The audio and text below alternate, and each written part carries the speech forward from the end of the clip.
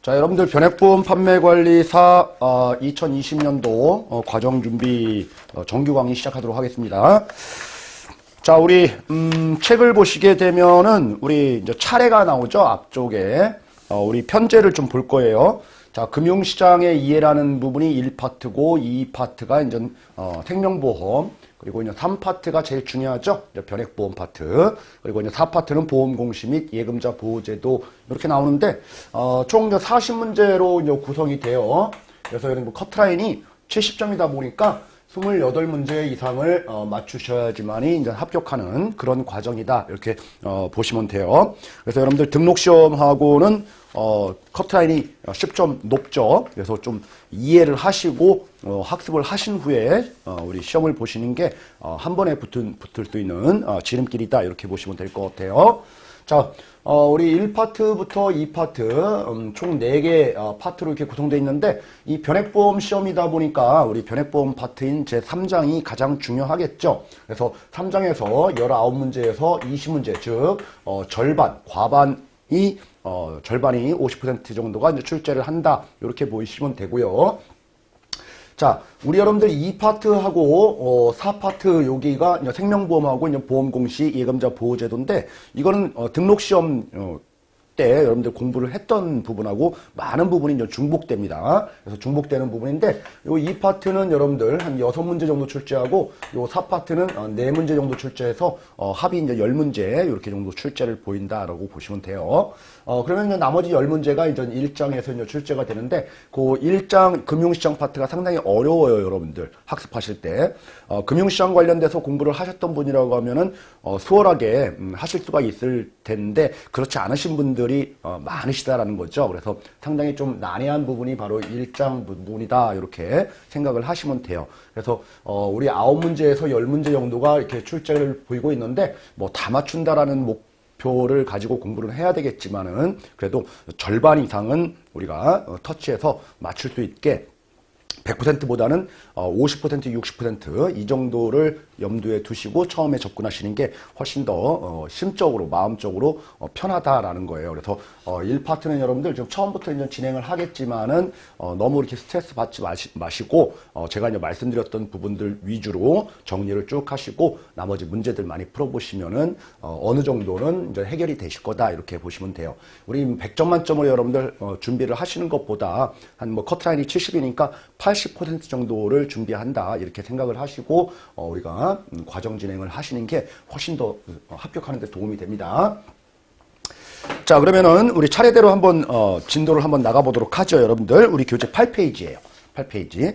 자, 우리 금융시장과 금융상품 해가지고 가번에 금융시장의 구조 나와 있는데 뭐 금융이 뭐다, 금융시장이 뭐다 이거 뭐 모르시는 분들 한 분도 없죠. 돈이 거래되고 금융시장은 돈이 거래되는 시장이다. 요즘 뭐 온라인에서도 많이 거래들 하고 있으니까 이렇게 눈으로 보이는 시장 이외에도 추상적인 시장도 존재하더라. 뭐 이렇게 여러분들 인터넷 뭐 카카오뱅킹 뭐 이런 거 많이들 하시죠. 그래서 금융시장이 많이 좀 고도로 발달되어 있다. 뭐 이렇게 되어 있고요. 자, 다음으로 여러분들 금융시장에서 이제 다음에 이제 금융기관이 나오죠. 뭐 은행이라든지 증권사라든지 보험회사 뭐 이런 것들이 이제 금융기관이에요. 그래서 금융이라고 하는 것은 자금이 이제 필요로 하는 사람을 우리는 수요자 이렇게 얘기해요.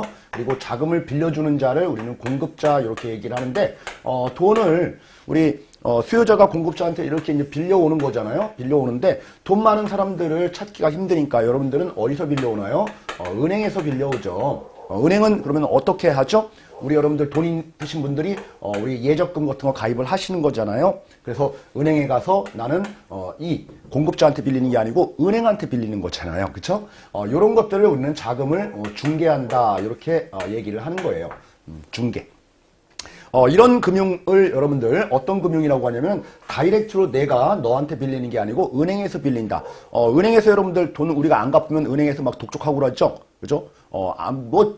정 안 갚으면은 뭐 어쩔 수 없이 우리 뭐 부도 처리하고 뭐 이런 식으로 합니다. 신용불량 올라가고. 그리고 여러분들 돈이 있으신 분들은 내가 너한테 빌려주는 게 아니고 은행한테 맡기는 거잖아요. 그래서 은행이 만약에 안 준다라고 하면은 내가 은행 가서 따지는 거지 너한테 가서 따지는 거 아니죠. 그래서 이제 모든 책임들은 다 중간에 낀 요 은행이 책임을 지는 거예요. 책임지면서 이렇게 자금을 중개하는 이런 금융들을 우리는 다이렉트로 가지 않고 한 다리 건너서 간다라고 해서 이런 금융을 우리는 간접금융 이렇게 얘기를 하는 거예요. 간접금융. 자, 이거에 비해서 여러분들 자금의 수요자가 있는데 필요로 하는 사람이 있는데 이 공급자한테 직접적으로 돈을 빌리는 직접금융이라는 게 있어요. 뭐냐면은 예를 들어서 이제 회사다 이렇게 생각을 하시면 되죠. 회사가 돈 필요하면 여러분들 뭐를 발행을 하냐면은 주식이라든지 채권을 발행해요.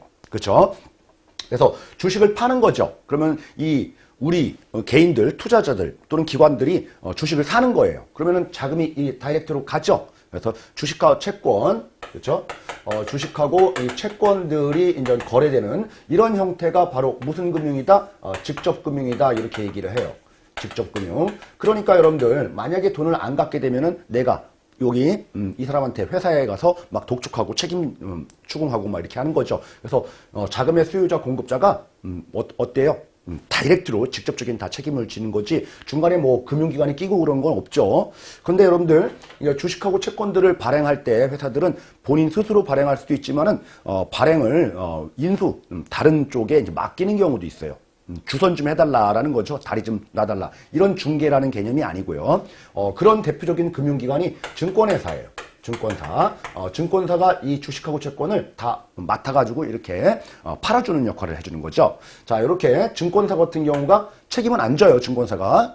중간에 다리만 놔줄 뿐인 거지 책임은 안 져요. 책임은 자금의 수요자 공급자가 직접 책임진다. 그래서 우리는 직접금융 이렇게 얘기를 하는 거예요. 그래서 책임 소재와 관련돼서는 이렇게 자금의 수요자와 공급자가 다 다이렉트로 책임지는 것들이 바로 직접금융이 해당된다. 그래서 여러분들 간접금융의 대표적인 금융기관은 은행이 있다. 그리고 직접금융의 대표적인 금융기관은 증권회사가 이런 일들을 한다. 이렇게 우리가 이제 자금이 어떻게 움직이느냐에 따라서 직접금융, 간접금융 이렇게 얘기하고 대표적인 금융기관으로는 간접금융은 은행, 직접금융은 증권회사 뭐 이런 식으로 얘기를 하는데 우리 첫 시간부터 너무 어려운 얘기를 지금 하고 있죠, 여러분들. 그래서 이런 부분들은 뭐 우리 개념적으로만 이해를 하시는 거지 실제 뭐 시험에서 그렇게 출제를 많이 이제 빈도를 보이는 것은 아니다. 이렇게 좀 보시기 바랍니다.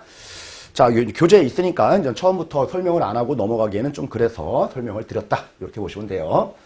자, 우리 다음에 여러분들 나번에 금융시장의 기능이라는 게 있어요. 금융시장이 존재하죠. 은행도 있고요. 뭐 보험사도 있고요. 증권회사도 있고요. 그리고 온라인도 다 되고요. 이렇게 시장이 존재하다 보니까 여러분들 자금이 이처럼 왔다 갔다 하게 되는 거죠. 그죠? 그래서 지금 금융시장의 기능으로는 여러분들 자금의 중개 기능이 있다. 뭐 이런 얘기를 하는 거예요. 뭐 2번은 여러분들 돈을 빌리면은 이자를 줘야 되는 거죠. 그래서 서로 경쟁들을 하니까 이자율이 균형점에서 이제 결정이 된다. 그 이자가 바로 돈의 가격을 얘기해요. 그래서 금융자산 가격이 결정된다. 그리고 이제 3번 이제 유동성을 제공한다라는 거 당연하죠. 그리고 4번 거래 비용이 절감된다 이런 말이 나와요. 자, 여기서 거래 비용이라는 것을 한번 알아보죠. 거래 비용. 자, 만약에 금융시장이 없어요. 금융시장이 없으면 여러분들 어떻게 해요? 내가 좀 돈이 필요하면 누군가를 찾아야 되겠죠. 그렇죠? 이런 비용을 우리는 탐색 비용 이렇게 탐색 비용. 자, 그리고 누가 돈이 있는지를 알아야 되겠죠. 그렇죠? 아무 시장이 없으니까. 그러니까 그런 정보를 취득하는 비용, 이거를 가지고 우리는 정보비용 이렇게 얘기해요. 정보비용. 자, 그러니까 찾는 비용, 정보를 얻는 비용. 자, 이런 비용들이 여러분들 시장이 현존하지 않는다, 존재하지 않는다, 무주공산이다. 뭐 그렇다고 하면 막 이런 비용들이 엄청나게 많이 들어갈 거예요. 그쵸? 자, 근데 금융시장이 조직화되고 발달하면 발달할수록 이런 비용들이 점점 줄어드는 거죠. 이런 비용들이 줄어든다. 자, 이게 바로 금융시장의 좋은 아주 순기능인 거죠. 그래서 여러분들 거래 비용의 절감에서 절감의 동그라미 하나 쳐놓으세요. 거래 비용이 증가한다 그러면 틀린 말로 이렇게 출제를 몇 번 보인 적이 있습니다. 자, 다음 좀 위험을 관리해준다. 뭐 이런 말이 나와 있는데 금융시장에는 여러분들 여러 가지 상품들이 있죠. 뭐 안전한 예금 상품부터 해서 위험한 뭐 주식, 뭐 파생 상품 여러 가지 이제 금융 상품들이 있는데 개인마다 위험에 대한 리스크라고 하죠. 리스크에 대한 선호도가 다 다르죠. 위험을 즐기는 사람, 위험을 피하고 싶어하는 사람, 막 이렇게 많다는 얘기죠. 자, 그러면은 여러분들 우리 위험 프리미엄이라고 합니다. 위험 프리미엄. 이거는 뭐냐면은 내가 위험한 자산을 투자했을 때, 내가 생각하는 그 위험도가 높기 때문에 어느 정도 플러스 알파 프리미엄으로 더 많은 것을 요구하더라라는 거예요. 이해하셨죠? 이게 바로 리스크 프리미엄 이렇게 얘기해요. 위험에 대한 대가를 더 달라 이거죠. 너무 위험하니까. 예를 들어서 여러분들 위험 회피도가 높은 사람 이렇게 한번 보죠. 위험 회피의 정도가 높다. 그러니까 위험을 자꾸 피하고 싶다는 얘기예요. 그러면은 위험을 좋아하는 사람이에요? 싫어하는 사람이에요? 싫어하는 사람이죠. 그런 사람은 위험에 대한 대가를 많이 요구하겠죠. 이해했죠? 자, 다음. 위험 회피도가 낮은 사람은 어떻게 될까요, 여러분? 낮은 사람. 위험이 닥쳐도 뭐 피하고 싶은 생각이 별로 없는 거예요. 너무 좋아요. 즐기는 사람들, 우리 공격적인 투자자들, 뭐 이런 사람들이에요. 그러니까 그런 사람들은 위험에 대한 프리미엄을 너무 높게 평가하지 않는다라는 겁니다. 상당히 좀 어려운 말이죠, 여러분들 지금 보니까. 자, 이런 것들이 이제 교재에 수록이 되어 있는데, 아직까지는 뭐 출제화된 적은 없지만은 여러분들 분명히 나올 만한 가치는 있습니다. 거래 비용이 증가한다는 출제됐고, 여기 리스크 프리미엄은 아직 출제를 안 되고 있지만은 한 번 정도는 여러분들 이렇게 개념적으로 한번 이해를 좀 해 두실 필요가 있어요. 그래서 우리 교재 여러분들 12페이지에 거기 핵심 체크의 위험 회피도에 따른 우리 프리미엄 요구 뭐 이런 것들에 대해서 정리를 해 두시기 바랍니다. 높으면 높고 낮으면 낮고 이렇게 정리를 해 두셔도 돼요. 자, 다음 이제 금융시장의 유형 가서 보죠. 금융시장의 기능은 뭐 이 정도만 뭐 정리를 해 두셔도 될 것 같고요. 자, 우리 금융시장의 유형 보면 여러분들 내가 금융을 투자하고 맡기는데 오래 맡기느냐 짧게 맡기느냐에 따라서 단기 금융시장, 장기 금융시장 이렇게 구분되는 거예요. 그래서 통상적으로 만기를 기준으로 짧으면은 단기, 길으면은 장기 금융시장 이렇게 구분되더라라는 겁니다. 이해하셨죠? 그러면 통상적으로 만기가는 어느 정도를 기준으로 따질까요? 일반적인 상식적인 선에서도 1년 정도를 따진다라는 거예요. 그래서 1년 미만의 상품들이 거래되는 시장이 단기 금융시장, 1년 이상의 오랫동안 투자되는 시장이 우리가 장기 금융시장 이렇게 얘기를 하는데요. 자, 단기 금융시장은 다른 말로 여러분들 자금시장이라고도 얘기하고요. 장기 금융시장은 다른 말로 자본시장이라고도 얘기를 하는 거예요. 그래서 우리 시험용어로는 여러분들 단기, 장기를 모르시는 분은 아무도 없어요. 그런데 자금, 자본 이런 용어들에 대해서는 아직 친숙하지가 않죠. 그래서 이런 표현들이 시험 문제 너무 자주 나오더라라는 거예요. 그래서 자금시장, 자본시장 이게 얘기하는 게 단기다, 장기다. 요거를 좀 구분해 볼 필요가 있겠다라는 거고요. 자, 그럼 단기 금융시장은 여러분들 거래가 좀 빈번하겠죠. 그래서 유동성이 높다 이렇게 얘기를 해요. 유동성이 높다. 거래가 많이 되다 보니까 거래가 활성화되고 거래들을 다 합친 거래 규모, 거래 사이즈가 장기에 비해서 상당히 압도적으로 큰 거예요. 큰 거예요. 장기가 큰 게 아니고 단기가 큰 거예요. 거래 규모들, 거래들 다 합친 그 사이즈, 거래가 빈번하니까 그런 거예요. 자, 그렇지만 여러분들 장기에 비해서는 수익률은 좀 떨어지겠죠. 그쵸? 그래서 위험이라든지 아니면은 수익적인 측면에서는 장기에 비해서는 조금 낮은 편이다. 이렇게 보시면 되는 거고요. 자, 우리 장기 금융시장은 유동성이 좀 떨어져요. 그리고 거래 규모는 단기에 비해서 좀 작은 편이고요. 다만 더 위험하죠. 그 위험에 대한 좀 전에 얘기했듯이 위험이 따르면은 거기에 대한 수익률을 더 요구하더라라는 거예요. 그래서 위험과 수익률이 단기에 비해서 상대적으로 높다 이렇게 얘기를 하는 거고. 자, 이제 마지막으로 하나 더 설명을 드릴 게 뭐냐면은 가격 변동폭이라고 얘기하는 거예요. 우리 이제 여러분들 변동이라고 하는 것은 어디로 움직인다라는 거예요. 움직이는 범위. 자, 벌을 수도 있고 손실 볼 수도 있고. 자, 이런 변동폭이라고 하는 것은 리스크를 얘기해요. 위험. 우리 여러분들 바닷가에 가서 파도가 치면은 파도가 잔잔하게 변동이 거의 없으면 안전하죠. 근데 변동이 심하게 치면은 요동을 치면 상당히 위험하다 이렇게 얘기를 하는 거예요. 자, 그러면은 단기 금융시장과 장기 금융시장 중에서 어디가 더 위험하다고 했죠? 장기가 더 위험하다고 했죠. 그래서 이 변동폭이 장기가 큰 거예요. 단기가 작고. 이해하시죠? 자, 그래서 우리 큰 거 두 가지만 여러분들 기억을 한번 해볼까요? 단기 금융시장은 거래 규모가 크다. 장기 금융시장은 변동폭이 크다. 이렇게 두 가지 여러분들 나머지 부분들은 해석이 충분하지만은 시험 보러 가실 때 큰 거 두 가지를 명확하게 구분을 해서 준비들을 하셔야 돼요. 그래서 단기와 장기를 구분하는 대기준, 유형들 뭐 이런 것들을 함께 잘 정리를 해두시면 되고 거기 여러분들 오른쪽 거기 핵심 체크에 첫 번째 박스에 잘 정리가 되어 있죠. 그래서 큰 거 두 개 동그라미 딱 쳐셔가지고 상호 비교를 해두시기 바랍니다. 자, 그러면 단기 시장에서 거래되는 1년 미만의 상품들이 어떤 것들이 있고 장기 시장에서 거래되는 상품들이 어떤 것들이 있다라고 해서 다음에 또 나오는데 여러분들 우리 여러분들 7가지를 우리 책에서 소개하고 있고요. 장기 상품은 3가지를 우리 책에서 이렇게 좀 소개를 하고 있어요. 자, 그러면은 이 7가지를 암기하시는 것보다는 3가지를 여러분들 암기하시는 게 확실히 빠르겠죠. 그럼 3가지만 한번 보자고요.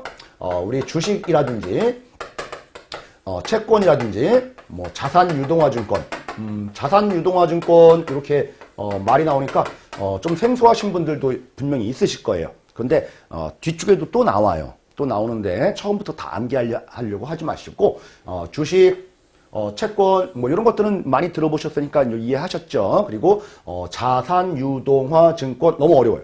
자산 뭐 이렇게 기억을 해도 돼요. 그래서 주식, 채권, 자는 장기 상품에 해당된다. 나머지는 그 이외의 것들은 다 단기 상품이다. 그래서 단기 상품을 암기하시지 말고 장기 상품을 3가지만 기억을 하자고요. 자, 그러면은 여러분들 시험 문제가 이렇게 나온다는 얘기죠. 단기 시장에 대표하는 상품으로는 통화안정증권과 자산유동화증권이 있다. 틀렸죠? 왜요? 자산유동화증권이라는 요 단어 때문에 틀린 거예요. 그래서 장기 상품 3가지 요거 정도는 암기 이렇게 해두자고요. 자, 이렇게 여러분들 우리 단기 금융시장과 장기 금융시장을 이제 구분을 큰 틀로 우리 상품의 종류까지도 이렇게 딱 포맷을 딱 잡으신 다음에 정리를 하시면은 시험용으로는 이 정도만 해도 충분합니다. 자, 우리 다음 여러분들 그림이 나옵니다. 우리나라 금융시장의 구조 해가지고 여기에 중간에 보니까 단기 금융시장, 자금시장, 그리고 장기 금융시장, 그리고 자본시장. 그래서 장기 금융시장에서 거래되는 상품은 채권시장, 자산유동화증권시장, 주식시장. 좀 전에 봤던 거죠. 자, 이런 것들을 우리 그림에서 이제 확인할 수가 있겠다라는 거예요. 자, 단기 시장의 상품으로는 총 7가지가 나오는데 그 다음 표가 이제 그 상품에 대해서 하나하나를 다 설명을 하는 거예요. 근데 여러분들 요 7개를 다 공부를 하면은 너무 힘들어요.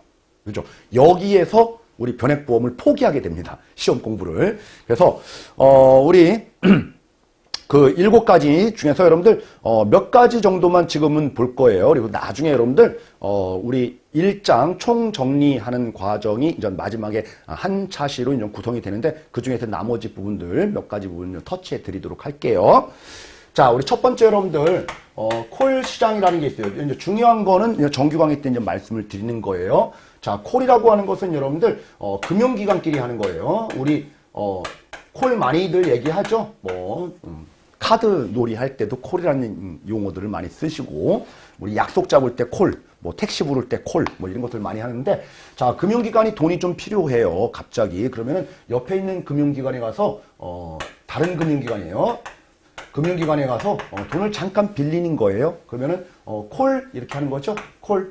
그러면 돈을 빌려주겠다라고 하면 콜 이렇게 얘기하는 거예요. 그래서 내가 돈이 필요하니까 돈 좀 빌려줘라고 하면 콜 머니 이렇게 얘기를 하는 거고 알아서 돈 빌려줄게 우리 대출 그러면은 무슨 론 이렇게 얘기하죠. 바로바로 론 뭐 이런 식으로 알아서 빌려줄게 이런 것들이 바로 콜이다. 그래서 콜머니, 콜론 뭐 이런 식으로 얘기하는데 대부분은 여러분들 그 만기가 하루짜리예요.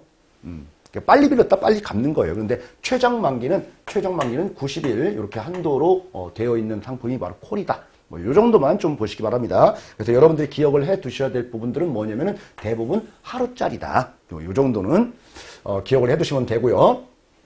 자, 두 번째 나와 있는 거 여러분들 환매 조건부 채권 매매 시장이라고 되어 있는데 우리 환매 채권이라고 하는 부분 뒤쪽에 우리 채권 파트에서도 또 공부를 할 건데 뭐 어떤 구조를 가지고 있느냐라면은 여러분들 만약에 A 회사가 돈이 필요해요. 그러면은 뭐를 발행한다고 했죠? 좀 전에 주식이라든지 채권을 발행한다라고 했죠.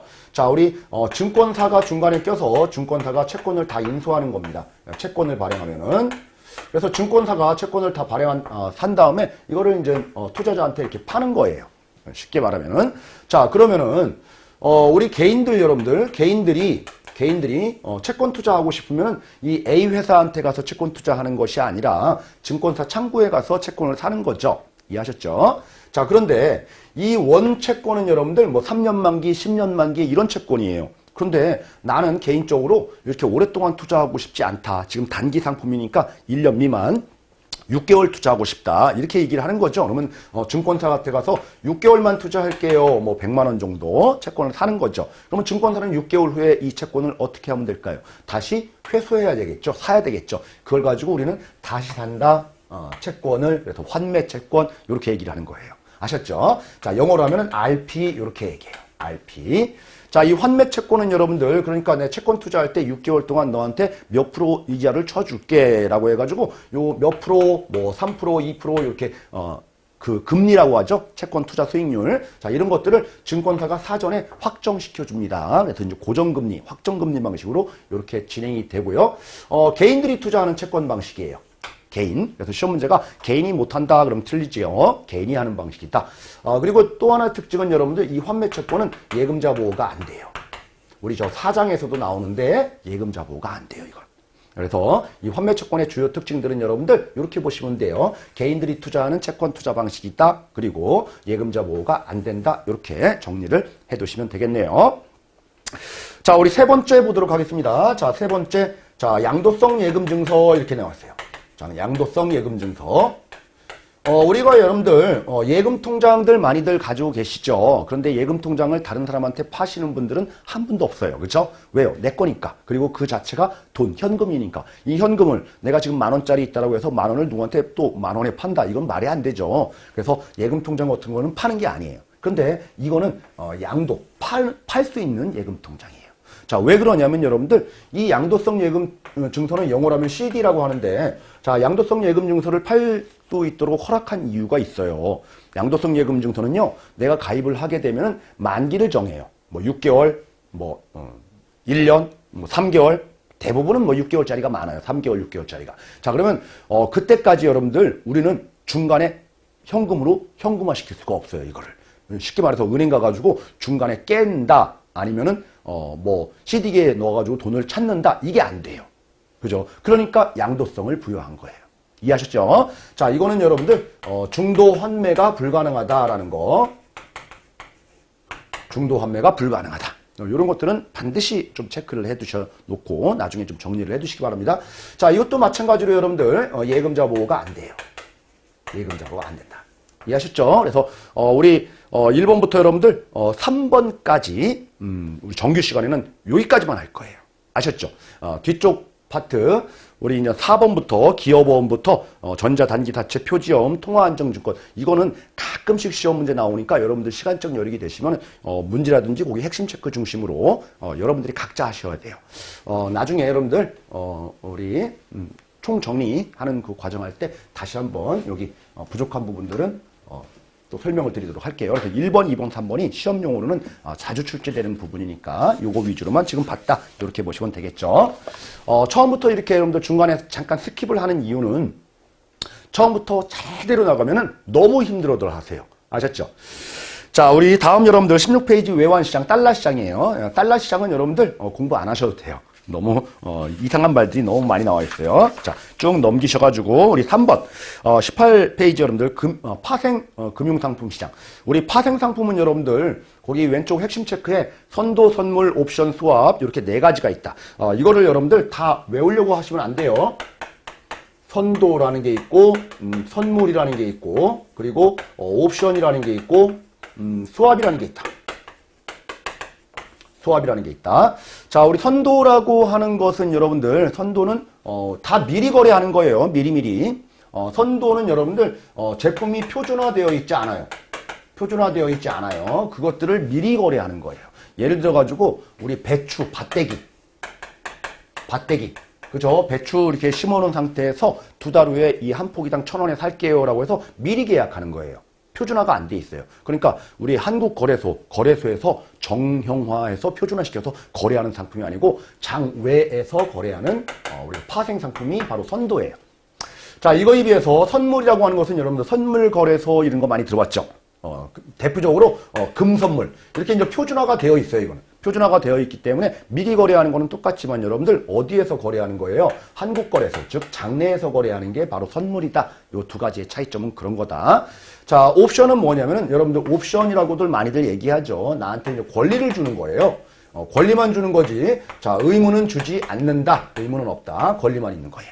자, 그래서 뭐를 살 수 있는 옵션, 뭐를 팔 수 있는 옵션, 뭐 이런 것들이 있어요. 이해하셨죠? 그래서 뭐를 살 수 있다. 그런데 그때 가서 보니까 너무 싸요. 그러니까 그 예전에 계약했던 그 가격으로 사는 것보다 시장 가서 사는 게 훨씬 더 나한테 유리할 것 같아. 그러면 권리만 있는 거기 때문에 반드시 살 필요는 없는 거예요. 아셨죠? 이게 바로 옵션이다. 자, 다음은 스왑이라고 하는 것은 여러분들 맞바꾸는 거예요. 교환하는 거. 뭐 금리라든지 아니면은 달러하고 원화하고 통화라든지 뭐 이런 것들을 이제 맞바꾸는 거래가 바로 스왑인데, 자, 어쨌든 파생 상품의 종류 이렇게 네 가지는 여러분들 개념만 기억하시면 돼요. 개념만. 뭐 복잡한 그 내용까지 공부하실 필요는 없고, 자, 문제들을 한번 풀어보시면 박스 형태로 다음 설명하는 파생 상품은 뭐냐, 뭐 이 정도의 문제밖에 안 나오니까 쉽게 이렇게 터치하시면 되겠다라는 거예요. 그래서 파생 상품의 종류들도 네 가지 정도는 좀 기억을 해두시고 넘어가시기 바랍니다. 자, 다음 여러분들 금리. 이번 시간에는 금리 정도까지 이제 알아보도록 할게요. 우리가 진도 쭉쭉 이제 많이 좀 빼야 되니까 진도를 좀 빨리 나가는 거예요. 자, 금리라고 하는 것은 여러분들 돈의 가격이에요. 아셨죠? 그래서 자금이라고 얘기하죠. 돈에 대해서 여러분들 수요가 늘어난다라고 하면은 돈을 필요로 하는 사람이 많아지는 거예요. 그러면은 이자율은 오르게 되어 있는 거죠. 이해하시죠? 그리고 반대로 자금에 대한 공급이 증가하게 되면 어떻게 될까요? 여러분들 돈을 빌려주는 사람이 많아요. 그러면은 이자율은 떨어지게 되죠. 그런 부분들이 여러분들 8번째 줄에 그런 말이 나와요. 자, 금리는 자금에 대한 수요가 늘어나면 상승하고 자금 공급이 늘어나면 하락한다. 뭐 이런 말이 나와 있죠.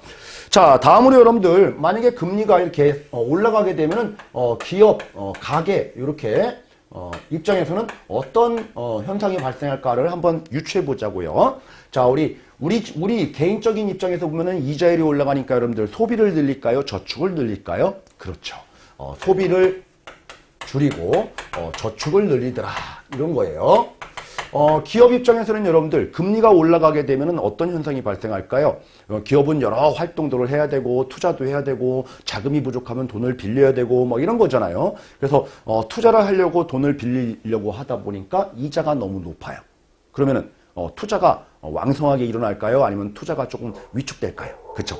기업의 입장에서는 투자 수요가 위축되는 그런 현상들이 발생하더라. 왜요? 비용이 많이 들어가니까 그런 거예요. 자, 그래서 이런 부분들은 여러분들 반드시 좀 기억을 해두실 필요가 있어요. 금리 상승의 효과 이런 것들이 이제 시험 문제 나왔을 때 상당히 해석이 잘 안 돼가지고 틀리시는 분들이 많으니까 그런 거예요. 자, 이처럼 여러분들 금리는 막 변동하는 거예요. 금리 변동에 따라서 자금의 수요에 자금 수요, 그러니까 금리가 올라가게 되면은 필요로 하는 사람들이 자꾸 없어지니까, 그리고 금리가 떨어지게 되면은 빌려주는 사람이 또 없어질 거고 이런 현상들이 나오는 거죠. 그래서 금리 변동은 자금의 수요와 공급의 변동을 초래하게 되어 있는 거죠. 그래서 금리가 자꾸 높아지면 여러분들 진짜 필요한 사람만 빌렸을 거예요. 그렇죠? 그러니까 진짜 필요한 사람한테 돈이 가게 돼 있는 거죠. 이걸 가지고 자산 분배 효과, 배분 효과가 있다. 뭐 이런 얘기도 합니다. 그래서 마지막 두 줄.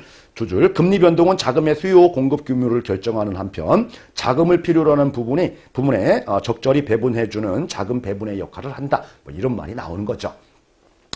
자, 다음 여러분들, 이거는 이제 시장 논리에 따른 금리 경제학과, 돈의 경제학과 관련된 부분을 지금 얘기를 한 거고, 우리가 한국은행에서, 중앙은행이 한국은행이에요. 거기에서 우리 금리 정책이라는 것을 발표를 합니다. 그래서 어디에서 하는 거냐면, 이 한국은행, 우리가 금리를 결정하는 그 위원회가 있어요. 이게 바로 돈과 관련된 위원회다라고 해서 금융통화위원회 이렇게 얘기를 하는 거예요. 금융통화위원회. 자, 여기에서 우리가 발표하는 금리를 어떤 금리라고 하는 거냐면은 기준금리다 이렇게 얘기해요. 기준금리. 자, 기준금리를 발표를 하는데 여러분들 기준금리는 어떤 식으로 결정되느냐라고 봤더니 국내 국외 모든 우리가 경제라든지 아니면은 뭐 경기라든지 아니면은 물가라든지 이런 모든 사항 등을 종합적으로 고려해서 기준금리 방향을 결정하는 거예요. 그냥 아무렇게나 결정하는 게 아니다라는 거예요. 자, 그런데 이제 기준금리를 결정하는데 그러면은 기준금리는 한 달에 한 번씩 하느냐, 1년에 한 번씩 결정하느냐, 그 주기가 있겠죠. 그래서 주기는 딱 명확하게는 안 나오고 연 8회 결정하라 이렇게 지금 규정이 있어요. 연 8회. 자, 그러면은 이제 기준금리를 한번 결정해서 만약에 기준금리를 인상하는 정책을 폈다 또는 인하하는 정책을 폈다 뭐 이렇게 되면은 어떤 현상들이 파급 효과가 나오는지를 보도록 하겠습니다. 자, 기준금리를 인상하게 되면 시중금리가 다 올라가요. 그러면 금리가 올라가다 보니까 여러분들 어떤 현상이 발생할까요? 우리 가게 같은 경우, 기업 같은 경우 이렇게 돈을 잘 안 쓰게 되고 모으게 되고 뭐 이런 현상들이 발생을 하겠죠. 자, 소비가 안 된다라고 하면은 어때요? 장사하시는 분들도 힘드실 거예요. 소비들을 안 하니까. 자, 이런 것들을 우리는 실물 경제에 영향을 미친다 이렇게 얘기를 하는 거예요. 실물 경제에 영향을 미친다. 파급 효과가 나타난다. 라는 거죠. 자, 그러면 실물 경제에 영향을 미치는데 즉각적인 영향을 미칠까? 천천히 미칠까라는 거죠. 바로 뭐 0.25% 요 정도 움직였다고 해서 바로바로 여러분들 소비가 위축되고 그런 현상들이 발생하지는 않죠. 점진적으로 이렇게 효과가 발생을 하는 거예요. 그래서 6 내지 12개월 정도의 시차를 두면서 영향을 미친다. 뭐 이렇게들 얘기를 합니다. 이걸 암기하실 필요는 없고 즉각적인 영향을 미치는 것은 아니다. 이렇게 보시면 되고요. 자, 이처럼 여러분들 장사가 안 되시면은 뭐예요? 가격들을 많이 좀 다운해가지고 낮춰셔가지고 할인 판매들을 많이 하죠. 그러면 궁극적으로 여러분들 우리가 지금 기준금리 방향을 이렇게 잡았다는 얘기는 뭐를 좀 궁극적으로 목표점을 잡고 가는 거냐라고 봤더니 우리나라 전체 물가 수준의 안정을 취하기 위해서 이렇게 기준금리의 방향을 잡는다라는 거예요. 그래서 기준금리 통화 운영 체계의 목표는 뭐냐라고 하면은 물가 안정 목표다 이렇게 얘기를 하는 거죠. 이해하셨죠? 자, 또 한 군데 영향을 미치는데 어디에 또 영향을 미치냐면은 좀 전에 봤던 여러분들 금융기관이 돈이 필요로 하면은 옆에 있는 금융기관 가서 잠깐 돈을 빌리죠. 이걸 가지고 우린 콜 이렇게 얘기했어요. 그죠? 근데 돈을 빌려줄 때 공짜로 빌려주지는 않고 이자는 받겠죠? 그래서 그것이 바로 콜금리 이렇게 얘기해요. 콜금리는 여러분들 한국은행 기준금리가 바로 콜금리가 돼버리는 거예요. 그래서 너네들끼리 흥정하지 마라.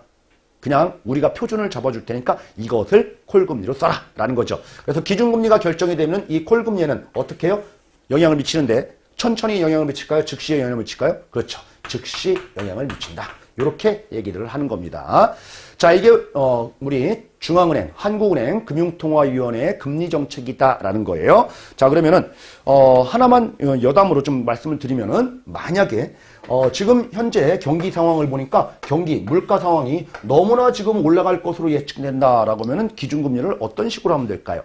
그렇죠. 기준금리를 이렇게 인상하게 되면은 어떻게 돼요? 자, 소비들이 위축되고 그러면 장사가 안 되니까 실물 경제에 영향을 미칠 거고, 그렇죠? 그러면은 가격을 낮출 거고 물가가 안정이 될 거다. 이렇게 되는 거죠.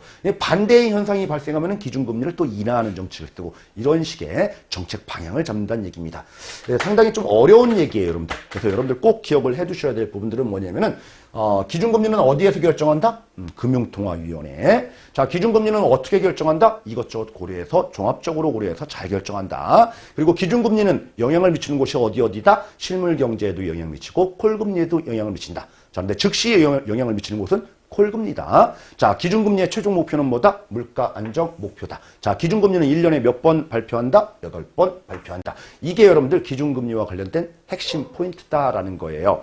자, 그러면 여러분들 중앙은행의 금리정책 다음 페이지에 우리 박스가 나와 있는데 이 박스 부분들을 지금 제가 다 설명드린 거다라는 겁니다. 자, 이해하셨죠? 자, 요런 내용들이 그 왼쪽 핵심 체크에 우리 별표가 3개씩 해가지고 이렇게 아주 중요하니까 별표 3개 다른 거예요. 자, 이렇게 해서 자, 정리를 해놓은 거예요. 자, 꼭 정리를 완벽하게 하시기 바랍니다. 이건 시험 문제 나올 확률이 너무 높기 때문에 이렇게 강조 드리는 거다라는 거예요. 자, 다음 여러분들 금리의 종류까지 설명을 드리고 이번 시간 좀 마치도록 할게요. 자, 우리 금리의 종류는 여러분들 물가를 반영했느냐 여부에 따라서 명목금리와 실질금리 이렇게 나눠요. 자, 우리 명목금리라고 하는 것은 눈으로 보이는 금리예요. 만약에 명목금리가 5%다라고 하면은 지금 0시점에 그죠? 1월 1일 날 100이 있으면은 1년 후에 105원이 된다라는 거예요. 105원. 이해했죠, 여러분들? 이게 바로 이제 명목금리예요. 이제 명목금리.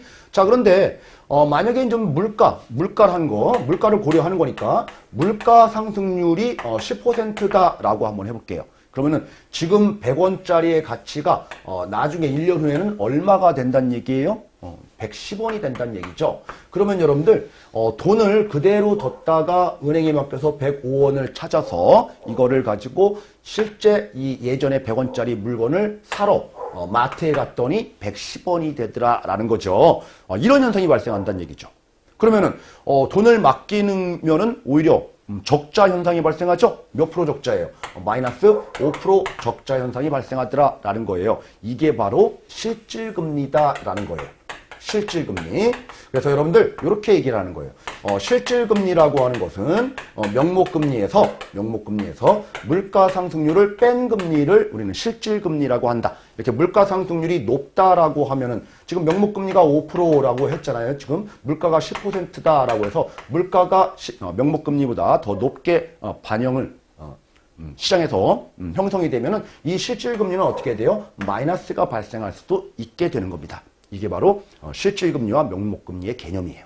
아셨죠, 여러분들? 그래서 요 내용만큼은 반드시 기억을 해 두시기 바랍니다. 자, 그리고 또 하나는 여러분들 금리라고 하는 게 이제 표면금리와 겉으로 드러난 거예요.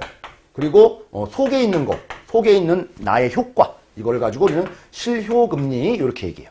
겉으로 드러난 금리, 실질적인 효과금리. 자, 여러분들 예를 들어가지고 A은행에서는 3% 준대요. 근데 B은행도 3% 준대요. 그러면 A은행, B은행 똑같이 3% 준다라고 하면은 똑같은 건가요? 봐야 되겠죠. 어떤 거는 비과세, 어떤 거는 뭐 비용도 많이 들어가고, 뭐 그렇게 되면 실제 나의 효과를 봤더니 세금 효과 모든 걸 다 고려해서 보니까 A은행은 2%의 나한테 실질적인 효과가 발생한다. 우리가 B은행 같은 경우에는 나한테 실질적으로는 2.5%의 효과가 발생한다. 이렇게 볼 수도 있는 거예요. 그래서 이 표면금리가 같다라고 해서 실효금리까지 같은 것은 아니고 우리가 투자 판단, 금융상품 선택할 때는 겉으로 보이는 금리보다는 이렇게 속의 금리를 그쵸? 각종 비용들을 다 고려한 금리 수준을 고려해서 투자 방향을 잡아야 되겠죠. 이런 걸 논할 때 여러분들 표면금리, 실효금리 뭐 이렇게 얘기를 하는 거예요. 이해하셨나요? 자, 요런 개념보다는 우리 실질금리의 개념을 더 정확하게 기억을 해 두셔야 돼요. 만약에 여러분들 시험 문제가 말장난 문제로 실질금리는 명목금리에서 물가상승률을 뺀 금리다라고 돼 있는데 이 말을 실효금리라고 실질을 실효금리는 명목금리에서 물가상승률을 뺀 금리다라고 하면은 지금 말이 잘못된 거예요. 아셨죠?